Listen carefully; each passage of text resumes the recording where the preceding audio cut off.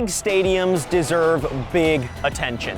Whenever you think of AT&T Stadium in Arlington, Texas, or AT&T Center in San Antonio, your mind might go to the Cowboys and Jerry World, or Tim Duncan and the Spurs. But just as important and just as memorable are the huge, eye-grabbing signs of the building's namesakes that adorn the outer walls. This is Made in America, and we're in Austin, Texas to get a detailed, behind-the-scenes look at how FSG brings these massive signs to life. We're hitting the road in search of America's most interesting companies to answer one question: why are you proud to be made in America?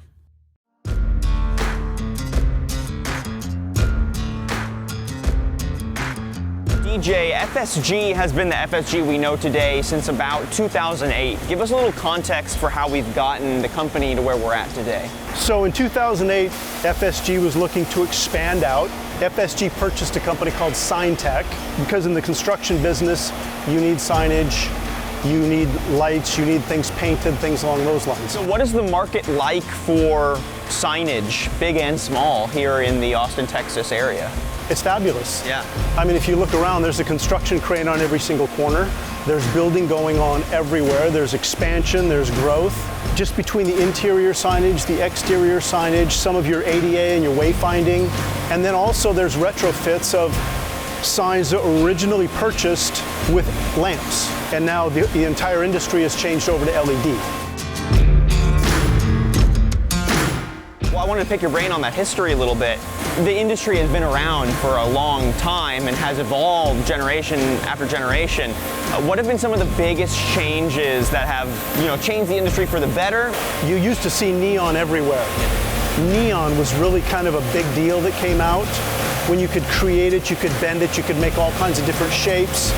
But most recently, the LED has come in, and LED has significantly changed just the way that we manufacture. You're not replacing ballasts every year, you're not replacing lamps every year. You're putting a sign together, and the lamps stay put for 10 years. LED, it transformed everything, didn't it? Yeah. Absolutely did. Incredible. And we'll change it a lot more in the future moving forward. Well, I'd love to dig into some of those different manufacturing processes, so let's go take a look. Let's do it. First steps of the manufacturing process await us in the commercial room. But before we go there, we should get a better understanding of how these designers set up their projects. We're going to meet up with their art director and senior project manager, Adam, our mentor. Hey, Adam. Hey, buddy, how's it going? Oh, let's do elbows. Gotcha. There we go. How are you doing? It's more appropriate. Yeah, right. I wanted to learn a little bit more about FSG's design process with you. Once you get, a request from sales and it makes it to the design side of the company, how do you begin to materialize that and turn it into a working design? So I kind of interpret the requests, see what we're actually working for, what's being asked for, how quickly we need it. Signage is the last thing folks think about. So a lot of times it's like, oh yeah, we need a sign and we need to open in like a month. Yeah, right. Pedal to the metal. Yeah. That's a challenge, but it's one that we enjoy taking on. While you're designing, do you ever have the manufacturing side of it already in mind? Yeah, you always have to keep in mind what we can actually build, what we can actually provide to our clients. A lot of times you design with a design intent in mind, and then we try and sort of reverse engineer to figure out how we can provide that design intent. We're actually very good at taking a design intent and not deviating at all from it, figuring out a way to build it. Well, I mean, you've done projects, as large as AT&T Stadium, so I feel like you're able to solve almost any challenge that gets presented your way. Once the future sign has been designed and approved by the clients, it moves on down the line to the commercial room. This is our commercial room. Probably 80% of everything that we do in this building comes through this room one way or another. So why is this step number one? So really the process has already gone through the estimating, the artwork, the customer's already signed off on the project, they've finished it, so the very next thing is we have to go ahead and we've got to make sure that our files are going to be accurate for the entire shop to produce. For instance, you're taking a look right here, this is a paper pattern that has just come off. It's for one of our installations. Right. So where these holes are is where you need to mount it to the wall. Gotcha. Or if you're going to mount the letter onto a cabinet, the holes on the cabinet have to match up to the letters here. Right. So everything has got to be done scientifically and put together so that when it goes out there to the shop, that they're building the same thing, that when it finishes and comes to the assembly process, it all matches up. It's got to be precision accurate. Correct. Yeah. And then also many times, you know, Juan is going to be laying some vinyl on top of a large sheet, okay? And then that large sheet is going to go out to the router, and then we're going to go ahead and route it at that point. But we can't apply the vinyl after the faces are already cut. You need to do it in advance. So that's why I'm saying everything, when the job finishes in the office and it comes out here, this is really your start of production, that it's going to go through the process. Sure. So on the table here, you're going to go ahead and you're going to lay out your prints. Yep. And then Juan's going to run it across, and there's the mask, for instance. So he's going to run it over here, press the roller down, and he's going to push the mask on it so that it could then be applied to the product. So for instance, you've got a print of Marketplace. Right. But it's got to be laid down with the mask so that when he actually applies it onto the sign itself, and then he's going to wipe it down and brush all the water out, and then he's going to peel back the mask, that this is what remains. And that it stays flush. That it's even, that it's easy, that it's level, that it doesn't have all the bubbles in it, things along those lines. Once the vinyl is cut and laminated, it's ready for fabrication. Depending on the specs of the project, it will either be manually fabricated or fabricated by machine. Let's explore the iconic steps of both paths. We'll start by taking a look at the machine fabrication process. So this is where the Risco sheet metal actually gets formed into these letter shapes and gets a little closer to that final product. Tell me a bit about this incredibly unique machine. So this is an AccuBend machine. What's going to happen is we're going to put the coils of Risco up here, and it's going to come running through our AccuBend machine. There's a program in here where it's going to notch and bend so that by the time it comes out the other side, it's in the shape to where we can use it for the outer sidewalls of the channel lever. I mean, it's incredible how one industry can produce machinery that needs to exist and operate just for that industry. It's one of my favorite parts of these B2B conversations. Yeah, it's amazing. I mean, this is a new machine we bought 1.5 years ago. We had this machine here that was here when I started. It still runs off of floppy disks. Oh, wow. Okay. But it still runs. Just a little dated. Just a little dated. But now we have this one, which runs, it's faster and more efficient. So we've got Junior here climping some of this metal. Why is this process so important? So this is where we take the sidewalls that have just come off the AccuBend machine, and then we have the backs of the channel letter, which have come off the router, and he's bringing these things over and he's putting it together. So the clipping machine is pneumatic, and so it's going to come down and it's going to compress the metals together so that the back and the sidewalls then are held together. And so it's a process he's going to go through. He's going to go all the way around and tighten it up. Yeah. And then once it finishes in this area here, it's going to move over for the next step in the process. One step closer to reality. One step closer, that's right.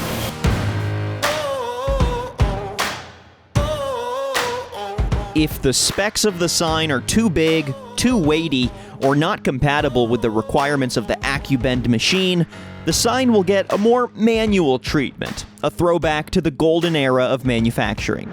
FSG's shop foreman is going to take us through what that project would look like. What I really love about FSG's processes is that so much of it is still very hands-on and very manual. Tell me a little bit about how that affects your quality in your process.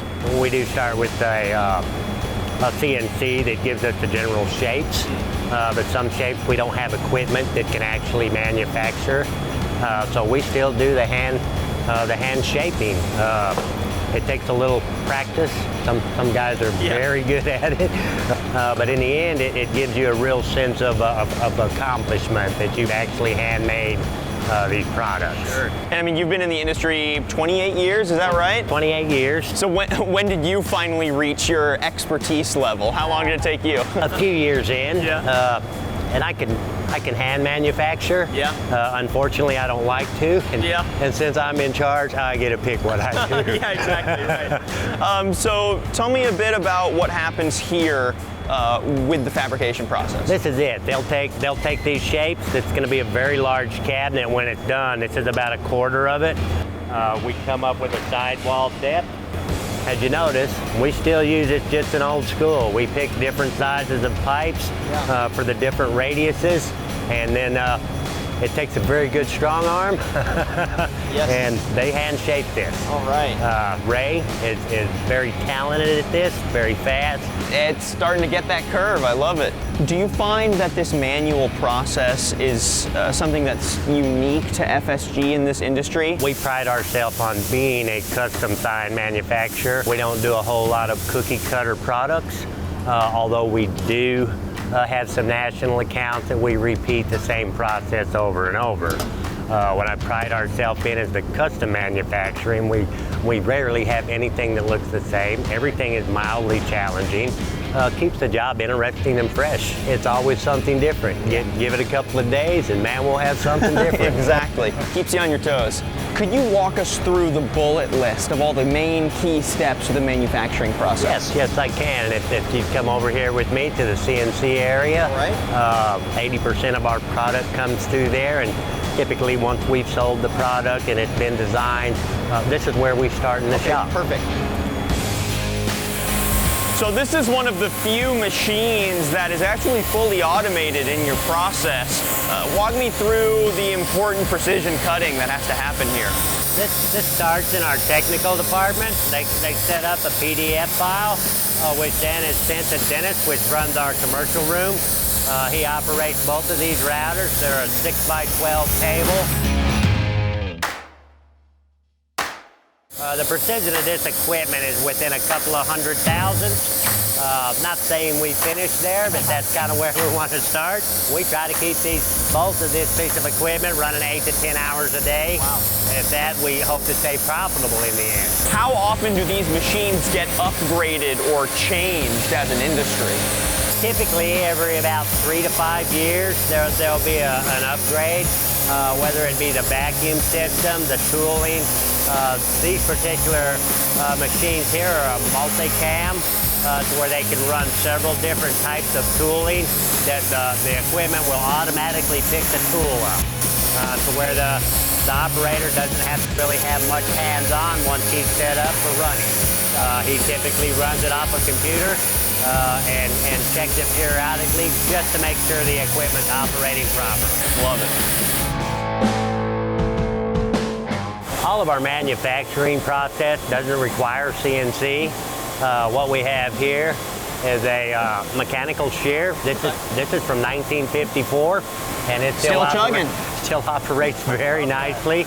We can shear sheets up to a 1/4 inch on this, 10 foot long. A lot of our process just requires squares, so instead of running it through the CNC machine, we can actually manually shear this stuff right here. Wow. Also, we can do a lot of shape forming here. The nice thing about it, it's computer programmable, so we have a lot of product that we repeat manufacturing. So we literally set a file up in here that we can save. So the next time that we have this product come through, it's a matter of pulling the file out, turn the equipment on, and just put the metal to it. Manufactures the same part over and over. How often do you find yourself repeating some of these shapes? Is it a big part of your business? We pride ourselves on being a custom manufacturer.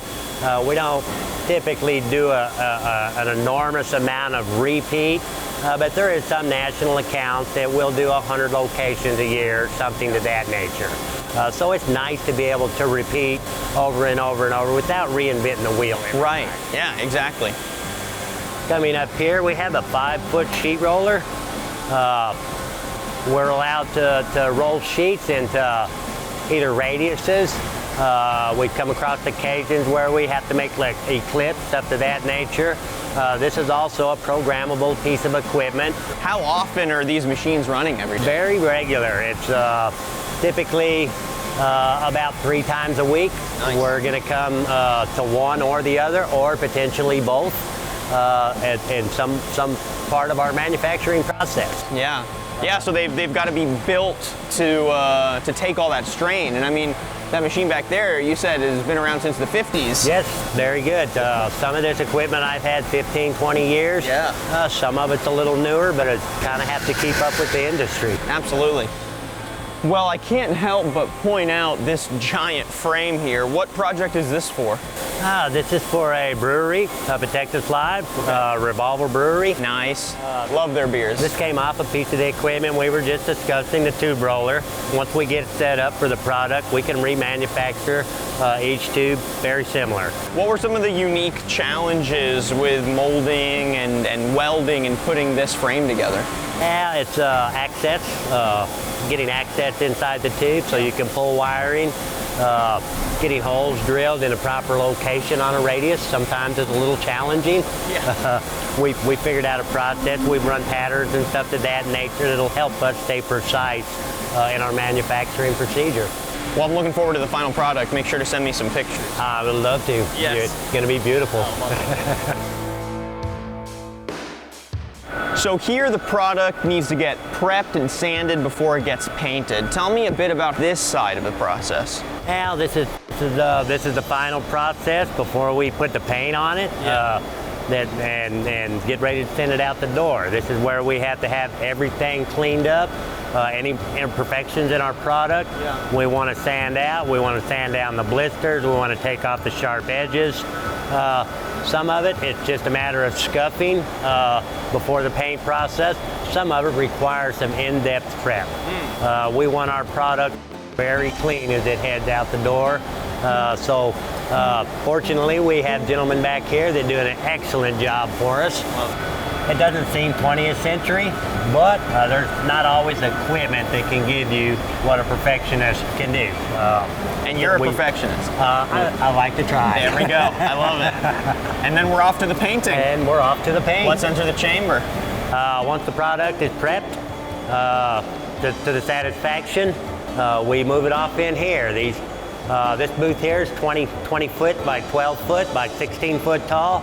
We can get very large products in here if necessary, or we can put a whole bunch of small products in here. We do use an air filtration system so we can restrict most of the dirt flow. Oh. When you're giving it the spray paint job here, how do you make sure that there isn't any bubbling or isn't any imperfection in the actual sheen of the paint? I'm not a painter, but we try to keep them happy because that's our final product headed out the door. So it's up to them to make it look good. Got to have painters for that final aesthetic You got cherry to have on top. painters. Yeah, oh yeah.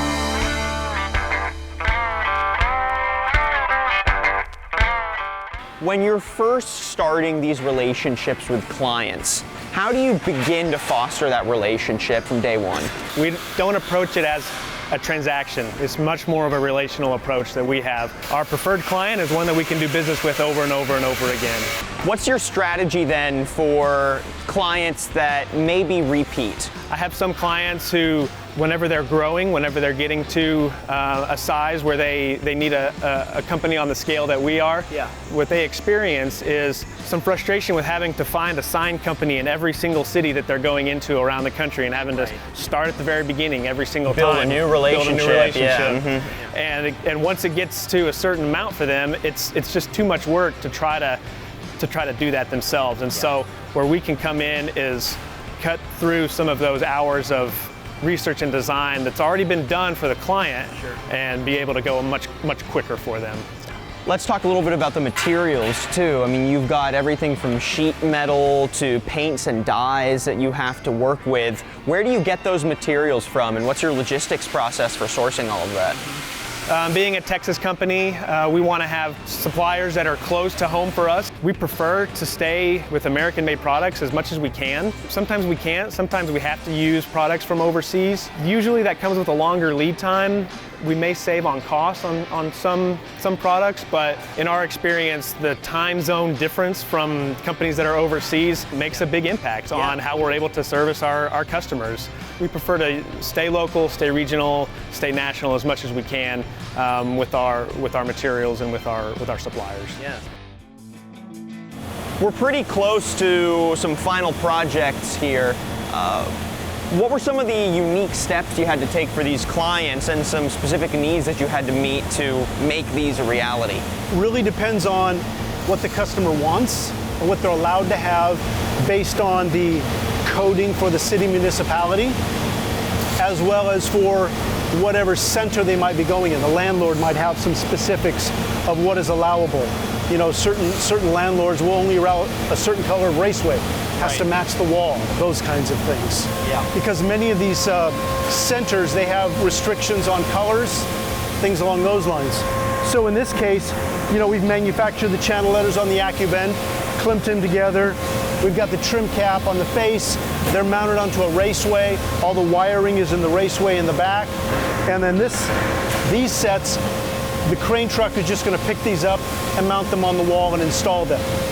Another way, we've got a project here for one of our corporate clients, and you know, these are individually mounted. So instead of being mounted on a raceway like this one is, you've got your individual channel letters, and each one has their own set of wire coming out the back of it, right? We still need to put the faces on, but they're already populated with the LEDs, and they're ready for the faces to be put on. And then these will go out and they'll be installed individually in the field, like on that paper pattern that we saw earlier. When you've got you know, big individual letters like this, what are some challenges that arise with this process that FSG has found unique solutions to? In this case, these are fairly straightforward and standard, but we will get into larger channel letters. When we get into channel letters that are 8 feet tall, we have to go into a custom manufacturing area at that point to make sure that it's going to stand up. In the sign business here in Austin, we're frenemies. We get along with one another, but we're also in direct competition. So, but one of the things we'll do, we will help one another out. If somebody needs some material or some paint or something like that, you know, we're going to loan it to them. They're going to loan it to us. We rely on each other for drawings, for building when we get overburdened, and we build signs for other companies as well. Do you feel like there's a sense of responsibility for helping, you know, to a degree? There is to a degree, because I mean, not too much, but you know, enough. We help one another. We know one another. We know the projects that we're doing. Yeah. We know if somebody's really good at one thing or really good at another thing. Yeah. But yeah, we do collaborate. You know, we'll have other people do some custom material for us, and we'll do some custom material for them. It really depends on the project. Yeah. So, but again, you know, a lot of it, you know, I mean, we're working to take care of Central Texas, the state of Texas, and the area here, and make sure the good signs are up for every one of us. Absolutely. So if we can assist someone, if they're in a bind, we want to do that. But at the end of the day, we want the work as well. All right, DJ, this has been a real pleasure. Thank you so much for your time. And now there's only one thing left to do. We should get some guns.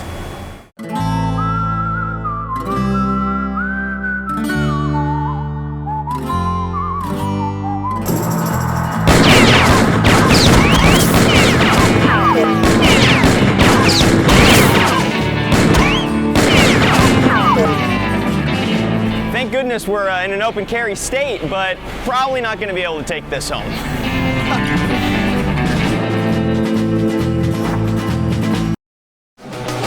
Whenever we see those big signs at AT&T Stadium or at Revolver Brewing, we'll be sure to think of our friends at FSG. The best part about exploring the companies that power America is getting to know their respective communities and really getting to see how manufacturing impacts Main Street USA.